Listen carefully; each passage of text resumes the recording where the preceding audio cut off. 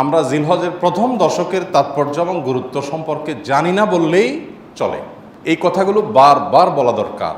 আমি আপনাদেরকে উদাত্ত আহ্বান জানাতে চাই, আপনারা এই কথাগুলোর ফেরিওয়ালা হয়ে যাবেন, এই কথাগুলো অন্যের কাছে পৌঁছে দিবেন। জিলহজের এই 10টা দিনের ইবাদত করলে আল্লাহ তাআলার কাছে এটা যত প্রিয় হয়, অন্য কোনো সময় ইবাদতে আল্লাহ তাআলার কাছে এত প্রিয় না।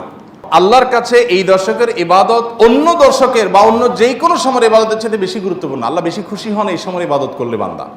সাহাবীরা জিজ্ঞাসা করলেন, ওয়ালাল জিহাদু ফি সাবিলিল্লাহ, হে আল্লাহ রাসূল, অন্য সময় কেউ আল্লাহর রাহে জিহাদ করলো মানে জীবন দান করার জন্য প্রস্তুতি নিল, সে ওইটা আল্লাহকে সমর্পণ করে দিল গোটা জীবনটাই, তার মর্যাদাও কি এই সময় ইবাদতের চাইতে বেশি না?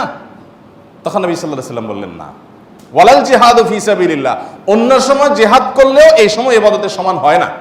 তবে যদি অন্য সময় কেউ জিহাদে যে তার জীবন তার সম্পদ যা নিয়ে গেছে সব বিলীন করে উৎসর্গ করে দেয় আল্লাহকে খুশি করার জন্য, তার মর্যাদা সবকিছুর ঊর্ধ্বে, সেই মুজাহিদের কথা ভিন্ন।